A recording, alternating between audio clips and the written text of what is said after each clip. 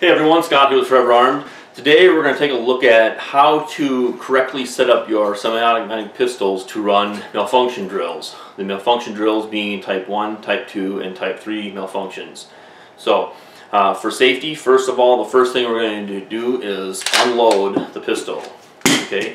And after we've unloaded the pistol, we're going to then remove all live ammunition from the room that we're in. Okay? The reason you want to do this is that, if you've got, say, a magazine of live ammunition off to the side in the same room, somehow that live ammunition is going to make its way into your gun, and you're going to be that guy that fires off a live round in your house. So it's very important that you remove all live ammunition from the room that you're going to be practicing these drills in.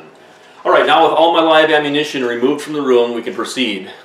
One thing you're going to want to get to practice malfunction drills are dummy rounds. There's two types. There's plastic ones and ones made of metal. The pros and cons, the plastic ones are a lot cheaper, but they break.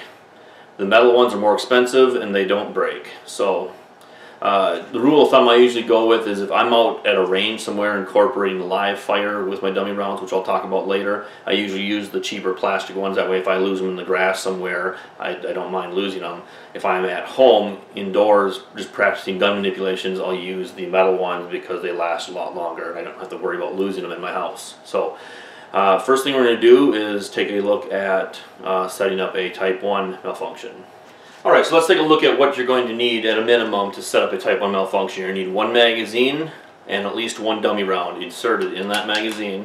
Alright, and you'll need your pistol with the slide forward, okay, and then insert that magazine. Now you're set up for practicing a type 1 malfunction. Alright, now let's take a look at setting up a type 2 malfunction. At a minimum, you're going to need one magazine and 3 dummy rounds. You're going to take the first 2 dummy rounds and load them in the magazine.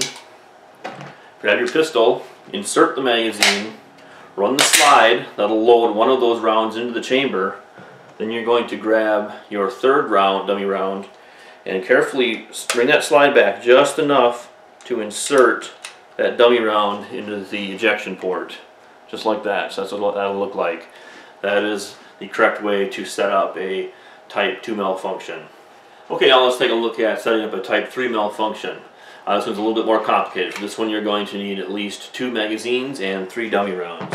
So you're going to take the first magazine with 1 dummy round, load that dummy round into the magazine, and then take this magazine and put it in a pouch. Next magazine, take 1 dummy round, load that into the magazine. And then lastly, for the third round, you're going to take your pistol and drop that dummy round into the chamber and carefully insert a magazine, making sure that round does not fall out of the chamber. Okay. Now you're just going to take and ease your slide forward. Okay. So now you've got yourself a failure to extract or double feed set up right there for your type 3 malfunction. Okay, in those last 2 examples we talked about setting up your pistol for dry practice malfunction drills. Dry practice means there's no live ammunition involved, just the use of dummy rounds.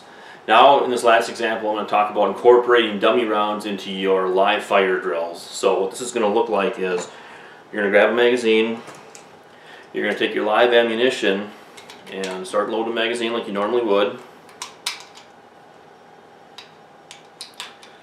And then at some random point, you're going to insert a dummy round. Okay? And then continue to load your live ammunition. And what this is going to do is, while you're practicing your live fire drill, at some random point, the dummy round is going to load into the chamber and you're going to get a click instead of a bang, which simulates a type 1 malfunction. So what this does is it forces you to randomly clear a type 1 malfunction while you're running a live fire drill. This is one of the best ways to practice a type 1 malfunction, is in a live fire drill like that. So that's pretty much it.